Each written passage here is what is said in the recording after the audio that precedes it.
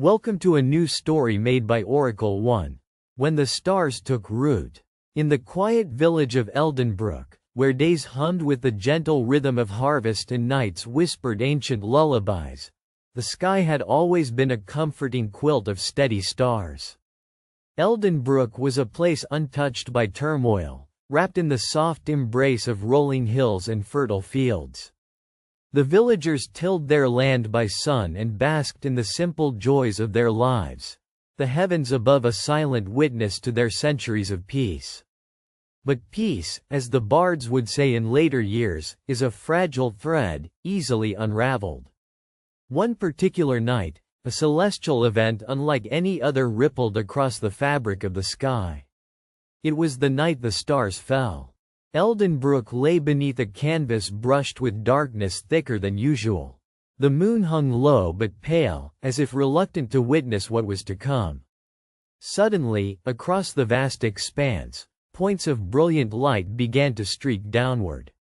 Not in the usual meteor showers that danced for moments before fading into the night, but slow, purposeful descents.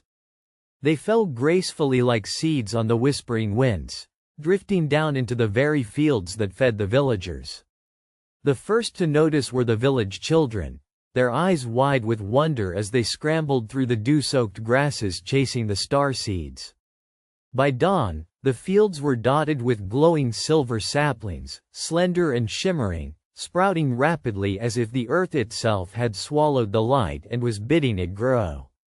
Hesitant but curious, the villagers watched as these luminous shoots stretched taller through the morning mists, twinkling softly like the stars whence they came.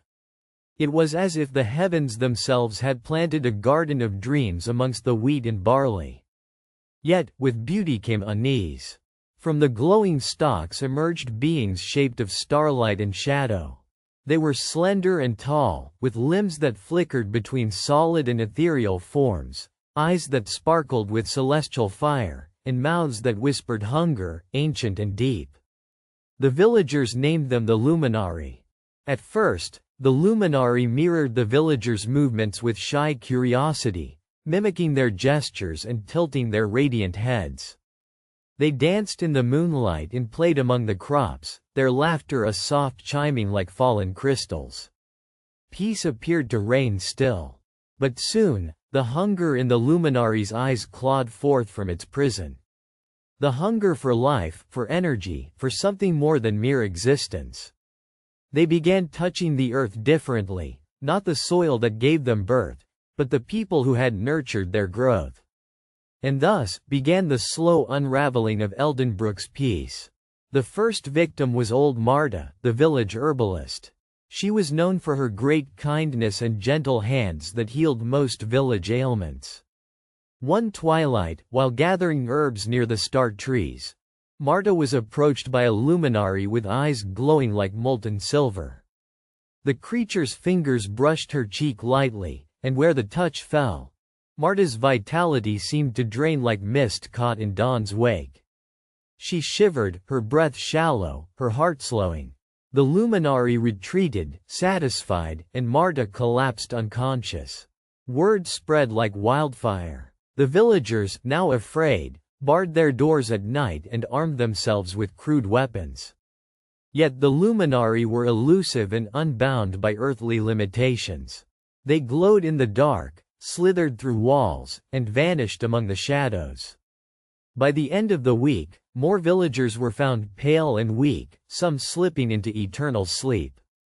Desperation gripped Eldenbrook. Among the villagers was a young woman named Alara. Her hair was the color of autumn wheat and her eyes held the steady calm of the summer sky.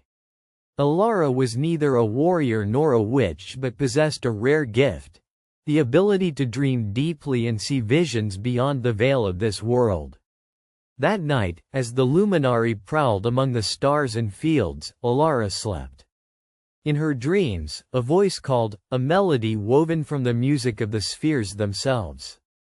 Seek the root from which they grew, whispered the voice, the heart beneath the harvest.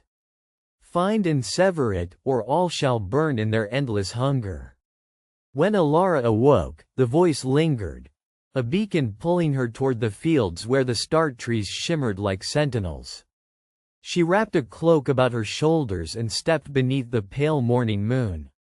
The star trees glowed with an unsettling vibrance, tendrils reaching deep into the earth. Their roots twisted through the soil, coiling around the buried bones of forgotten things and pulsing with life. As Alara moved closer, a luminary emerged silently from the mist, eyes alight with hungry fire. "Why do you seek the heart?" it asked, voice like the rustling of night leaves. Alara stood her ground, resolute. "Because you drain the life from my people, and from the land itself. Your hunger will consume all if left unchecked." The luminary regarded her solemnly. "We were born of a star's dying breath, thrown from the heavens like seeds cast upon a barren world.